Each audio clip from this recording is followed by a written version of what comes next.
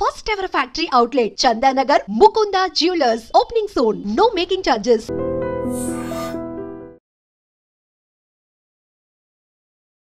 Hello everybody, అందరికీ నమస్కారం. నాగబాబు గారేమో సాక్షాత్తు ఆయన ఎఫిడవిట్లో 55 కోట్లు మ్యూచువల్ ఫండ్స్లో పెట్టానంటారు.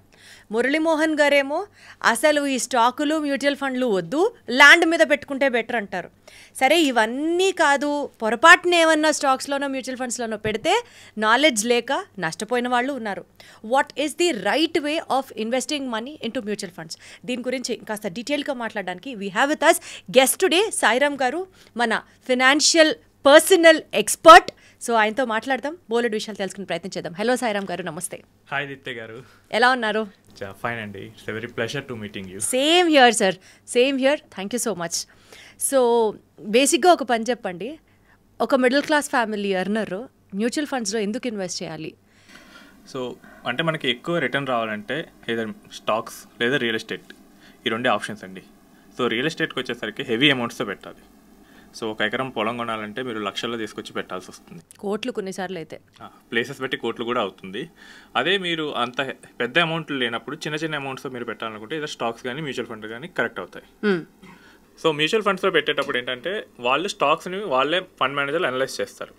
అసలు ఒక స్టాక్ని అనలైజ్ చేయాలంటే ఎంత స్కిల్ కావాలి, అసలు ఆ బిజినెస్ మోడల్ మనకు అర్థం కావాలి, రీసెర్చ్ చేసే స్కిల్ ఉండాలి మనకి. ఫర్ ఎగ్జాంపుల్, ఒక అమెజాన్ స్టాక్ ఉంది, అందులో మనం ఇన్వెస్ట్ చేయాలంటే అసలు అమెజాన్ బిజినెస్ మోడల్ ఏంటి?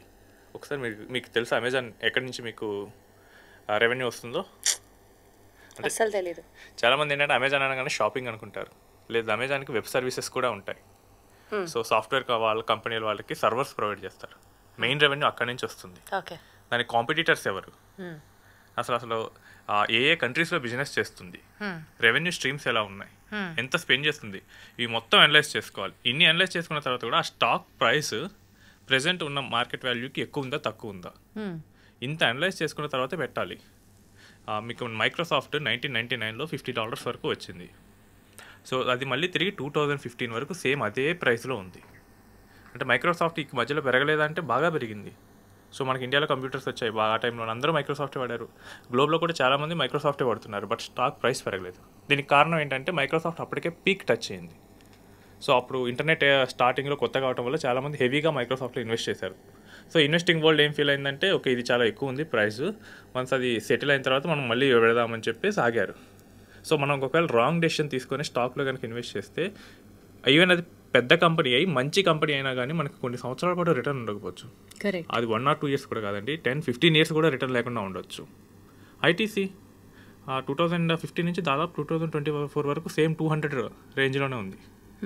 సో ఇన్వెస్టింగ్ వరల్డ్లో దాన్ని 200 రూపీస్కి ఈక్వలెంట్గా ఎక్స్చేంజ్ చేసుకుందామని జోక్ కూడా ఉంటుంది. సో పెద్ద కంపెనీలు అయినంత మాత్రాన, మనకు తెలిసినంత మాత్రాన లాభాలు ఇస్తాయంటే కాదు. అసలు ఏది కరెక్ట్గా వస్తుంది, లాస్ లేకుండా ఉండాలి. మళ్ళీ రిలయన్స్కి వచ్చేసరికి రిలయన్స్ క్యాపిటల్ 2000 రూపీస్ నుంచి 20 రూపీస్కి పడిపోయిందండి in the span of 15 years.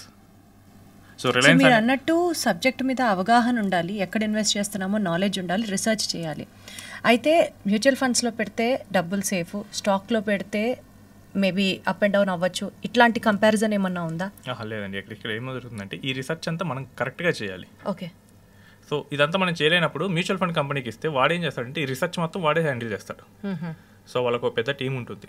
So fund managers ఉంటారు, నెక్స్ట్ అనలిస్టులు ఉంటారు, వీళ్ళందరూ నీట్గా ఆ పని మొత్తం చేసి పెడతారు. మనం రీసెర్చ్ చేయలేనప్పుడు మ్యూచువల్ ఫండ్స్లోకి వెళ్ళాలి, అదర్వైజ్ స్టాక్స్ బెస్ట్ అంటారా? మనం రీసెర్చ్ చేయలేనప్పుడు మ్యూచువల్ ఫండ్స్ బెస్ట్. రీసెర్చ్ చేసే టైం ఉండాలి, నెక్స్ట్ అవసరం ఉండాలి. కరెక్ట్. సో ఇదంతా నేను ఎందుకు చేస్తున్నాను? సో రీసెర్చ్ ఇప్పుడు ఒక ఎంప్లాయీ అనుకోండి, ఐటీ ఎంప్లాయీ. సో ఆయన తన కోర్ జాబ్ వదిలేసి 9 to 3 రీసెర్చ్ మీద కూర్చోవాలా? కోర్ జాబ్లో కనుక చూసుకుంటే ఎక్కువ ఇన్కమ్ వస్తుందా? ఒక టీచర్ ఉన్నారు, ఆయన తన సబ్జెక్ట్ మీద గ్రిప్ పెట్టుకొని ఎక్కువ స్కిల్ తెచ్చుకుంటే వస్తుందా, లేకపోతే వీటి మీద ఎక్కువ ఇన్కమ్ వస్తుందా? సో ఈ ట్రేడ్ ఆఫ్ చూసుకోవాల్సి వస్తుంది. Got it sir, got it. అయితే మ్యూచువల్ ఫండ్స్ సపోజ్ మనకి రీసెర్చ్ చేసే టైం లేదు, మనం వేరే జాబ్స్లో బిజీ ఉన్నాం, సో సేఫ్గా ఉండాలంటే మ్యూచువల్ ఫండ్స్లో పెట్టచ్చు అంటారు. మ్యూచువల్ ఫండ్స్లో ఎంత అమౌంట్ వరకు పెట్టచ్చండి? లైక్ ఫర్ ఎగ్జాంపుల్ నాగబాబు గారు ఆయన ఎఫిడవిట్లో ఎలక్షన్స్ టైంలో చాలా క్లియర్గా చెప్పారు, 55 కోట్ల రూపాయలని ఇన్వెస్ట్ చేశాను మ్యూచువల్ ఫండ్స్లో అని. ఏదో ఒక ఫైనాన్షియల్ proverb ఒకటి ఉంటుంది, you should not invest all your eggs in one single basket అని. I don't mean he invested everything into mutual funds, but investing such huge amounts into mutual funds, is it a safe play? ఒకసారి ఆ అఫిడవిట్లో ఇంకా draw down చేస్తే almost assets వచ్చేసి 140 crores ఉంటాయి, అందులో 55 పెట్టారు. సో ఆల్మోస్ట్ 1/3 కాబట్టి నో ప్రాబ్లం. బట్ ఇక్కడ ప్రాబ్లం ఏంటంటే ఆ 55 crores కూడా దాదాపు 90% 2 ఫండ్స్లోనే పెట్టారు, axis and Mare funds. So అంటే ఒక డైవర్సిఫైడ్ పోర్ట్ఫోలియో అక్కడ కన్స్ట్రక్ట్ కాలేదు. మేబీ బ్యాంకర్ అయినా హ్యాండిల్ చేసి ఉండాలి, లేదా డైరెక్ట్గా అయినా పెట్టుండాలి రిటర్న్ చూసి. సో అలాంటప్పుడే ఇలా హెవీగా పెట్టేసి ఒక సైడ్ కంప్లీట్గా. Is that a good deed అండి, good step? I wanted to know. Starting investing into mutual funds good step అండి, బట్ ఒక మంచి డైవర్సిఫైడ్ పోర్ట్ఫోలియోసే కన్స్ట్రక్ట్ చేసుకోవాలి, ఎందుకంటే మనకి లాంగ్ టర్మ్లో అవి మాత్రమే రిటర్న్ ఇస్తాయి. సరే, ఇప్పుడు suppose for example financial knowledge ఎక్కువ లేని వాళ్ళు ఉంటారు. సపోజ్ నాకు తెలియదు అసలు ఈ స్టాక్స్ మ్యూచువల్ ఫండ్స్ గురించి, ఇప్పుడే కొంచెం నేర్చుకుంటున్నా. నాకు చెప్పిన వాళ్ళు ఇచ్చిన ఒక రా ఎగ్జాంపుల్ మీతో షేర్ చేసుకుంటున్నాను. Tell me if it is wrong or right. Suppose మీ దగ్గర కొంత ఫీడ్ ఉంది, ఒక హెన్ ఫీడ్ ఉంది మీ దగ్గర. ఉన్న హెన్ ఫీడ్ని సపోజ్ ఒక 2 కోళ్ళకి పెడితే అవి పుష్టిగా బలుస్తాయి. అట్లా కాకుండా ఓ 10 చికెన్లకు 20 చికెన్లకు పెట్టుకుంటూ వెళ్తే ఏది పుష్టిగా బలవదు, మీకు ఏది ఉపయోగం ఉండదు. This is what I was told. So మీరు suppose X amount of money per month పెట్టాలి అని అనుకుంటారు, అది ఎంతైనా కావచ్చు, 10,000 to 10 lakhs, what ever is your range. ఒకదాని మీదే పెట్టండి, ఒక దాంట్లోనే ఇన్వెస్ట్ చేయండి, ఓవర్ అ పీరియడ్ ఉంచండి. That will give you good return is what I was told. Maybe ఇప్పుడు మీరు చెప్పినట్లుగా నాగబాబు గారు కూడా 2 ఎంటిటీస్లోనే ఆయన ఇన్వెస్ట్ చేశారు అని అంటే ప్రాబబుల్లీ ఇలా ఆలోచించి ఉండొచ్చేమో అని నా డౌట్. మార్కెట్ అనేది సైక్లికల్గా ఉంటుందండి. ఇప్పుడు ఒకసారి ఒక ఫండ్ బాగా చేస్తే ఇంకోసారి ఇంకోటి చేస్తుంది. అచ్చా, ఇది తెలుసుకోవడానికి మనకు కొన్ని ఏళ్ళు టైం పడుతుంది.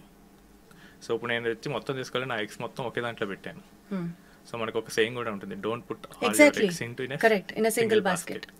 సో ఇక్కడ మ్యూచువల్ ఫండ్ ఏంటంటే సింగిల్ ఫండ్ హౌస్లో కానీ లేదా 2 ఫండ్ హౌస్లోనే కాన్సన్ట్రేటెడ్గా పెట్టాను అనుకోండి, ఒకవేళ రిటర్న్ రాకపోతే. సో అందుకని మీరు అమౌంట్ ఇన్వెస్ట్ చేసేటప్పుడు కూడా మీ టోటల్ అసెట్స్లో మేబీ 1/3 or 1/4 కన్నా మించి మ్యూచువల్ ఫండ్లో పెట్టకూడదని చెప్తాం. ఎందుకంటే మొత్తం తీసుకెళ్ళి మ్యూచువల్ ఫండ్లో పెడితే రేపు ఒకవేళ ఎకానమిక్ క్రైసిస్లోకి వెళ్ళిపోతే, మీ మనీ సగం అయిపోతే, మీకు అప్పుడు మనీ అవసరమైతే సో ఎక్కడి నుంచి తీసుకొస్తారు?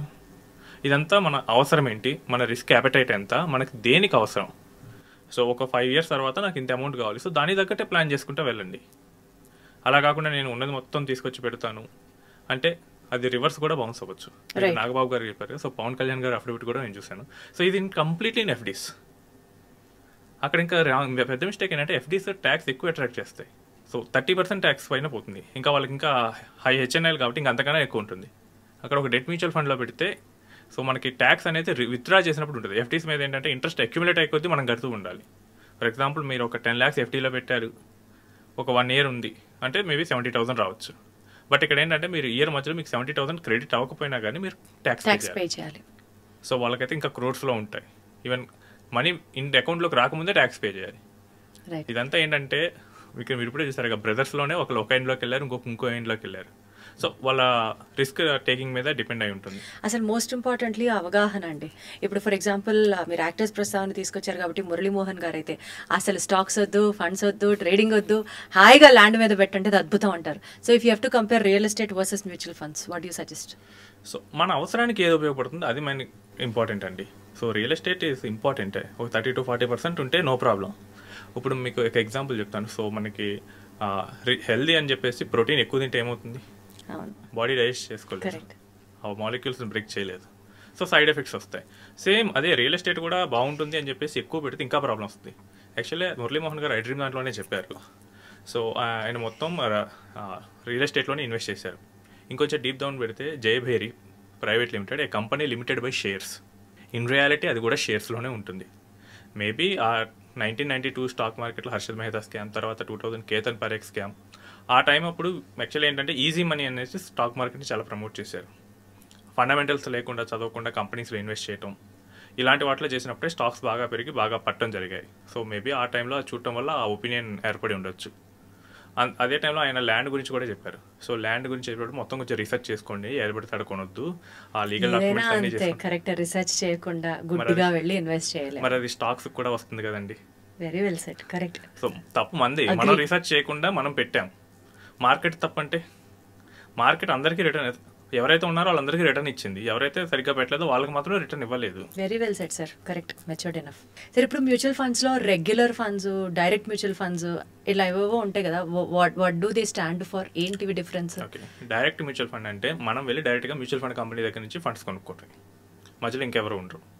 అదే రెగ్యులర్ మ్యూచువల్ ఫండ్ అంటే కనుక సో మనం ఒక డిస్ట్రిబ్యూటర్ కానీ అడ్వైజర్ ద్వారా కానీ వెళ్ళి మ్యూచువల్ ఫండ్స్ కొంటాం. ఇక్కడ ఏంటంటే మధ్యలో ఒక థర్డ్ పర్సన్ ఉన్నాడు. సో మీరు వెళ్ళి కొనేటప్పుడు ఏంటంటే మ్యూచువల్ ఫండ్ కంపెనీకి అయిన ఎక్స్పెన్సెస్ మాత్రం వాళ్ళు కన్సిడర్ చేస్తారు. అదే డిస్ట్రిబ్యూటర్ ద్వారా కొంటే కనుక డిస్ట్రిబ్యూషన్ ఎక్స్పెన్సెస్ కూడా ఉంటాయి. ఈ రెండింటి మధ్య ఒక 0.7 to 0.8% తేడా ఉంటుంది. అంటే సర్వీస్ వాళ్ళు ప్రొవైడ్ చేస్తున్నారు కాబట్టి సర్వీస్ ట్యాక్స్ లాగా అనుకోవచ్చు. అంతేనండి. ఫర్ ఎగ్జాంపుల్ మనం పోయి డాక్టర్ దగ్గరికి వెళ్ళి ట్రీట్మెంట్ తీసుకుంటే doctor will charge his fee. So ఒక 500 రూపీస్ ఆయన ఫీజు తీసుకుంటారు. సేమ్ అదేవిధంగా మ్యూచువల్ ఫండ్స్లో అంటే కమిషన్ బేసిస్తే తీసుకుంటారు. సో మనకేంటంటే మీరు పోయి యూ వాంట్ ఏ సోప్, మీరు పోయి డైరెక్ట్గా సోప్ ఫ్యాక్టరీలో కొనుక్కుంటే మీకు చీప్ వస్తుంది. అదే మీరు దగ్గరలో ఉన్న ఇంటి దగ్గర ఉన్న రిటైల్ షాప్లో కొనుక్కుంటే వాళ్ళు లాభం వేసుకొని ఇస్తాడు. సేమ్ మ్యూచువల్ ఫండ్ కూడా అంతే. సో కొనాలా వద్దా అనుకుంటే మీకు ఎక్కువ మొత్తంలో కావాలి సోప్స్, మీకు మొత్తం ఆ స్కిల్ ఉంది అనుకుంటే దెన్ యూ కెన్ డైరెక్ట్లీ వెళ్ళొచ్చు. అలా లేదు నాకు చిన్న మొత్తంలో కావాలంటే మీ దగ్గర ఉన్న షాప్కి వెళ్ళొచ్చు. అస్సలు లేదు సార్, అస్సలు లేదు, నాకైతే అస్సలు లేదు. ఒకటి ఏంటంటే ఈ లేదు అనేది కూడా తెలుసుకోవటం ఇంపార్టెంట్, చాలా ఇంపార్టెంట్. సో చాలా మంది ఏం చేస్తారంటే నేను చూస్తుంటాను యూట్యూబ్లో వాటిలో చూస్తారు, గూగుల్లో.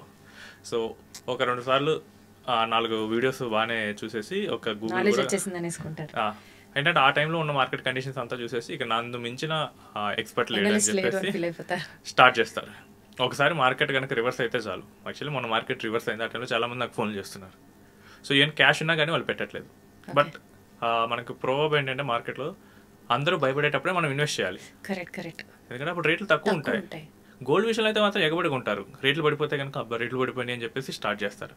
So same will apply to real estate, same will apply to mutual funds కూడా, same will apply to stocks కూడా. సో స్టాక్ కనుక తక్కువలో ట్రేడింగ్ అవుతుంటే కనుక మనం కొనొచ్చు, మ్యూచువల్ ఫండ్ కూడా అంతే. Got it sir. సార్ ఇప్పుడు ఇన్వెస్టింగ్కి ట్రేడింగ్కి మధ్యలో ఉండే డిఫరెన్స్ ఏంటండి?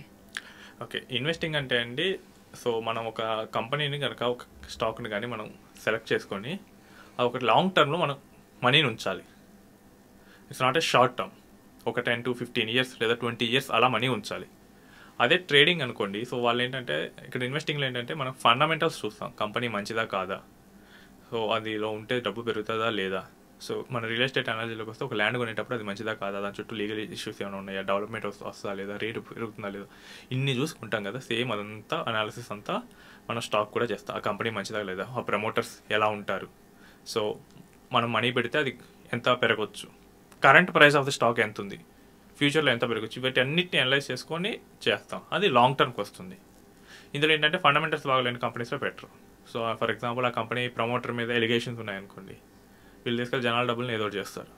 అందుకని అలాంటి వాటిలో చూడకుండా మంచి కంపెనీస్, మంచిగా పెరిగే స్కోప్ ఉన్న వాటిలోనే ఇన్వెస్ట్ చేస్తారు. అదే ట్రేడింగ్కి వచ్చేసరికి వాళ్ళు అసలు ఇవేం పట్టించుకోరు. సో వాళ్ళు ఏంటంటే స్టాక్లో ఉన్న చార్ట్స్ చూస్తారు, ఈరోజు ఎంతమంది కొంటున్నారు, ఎంతమంది అమ్ముతున్నారు, దీన్ని బట్టేసి ఒక ఎస్టిమేషన్కి వస్తారు. ఓకే ఈరోజు ఈ స్టాక్ని ఎక్కువ మంది కొంటారు అంటే వీళ్ళు ఇప్పుడే కొట్టేసి ఎక్కువ మంది కొన్నాక అమ్మేస్తారు.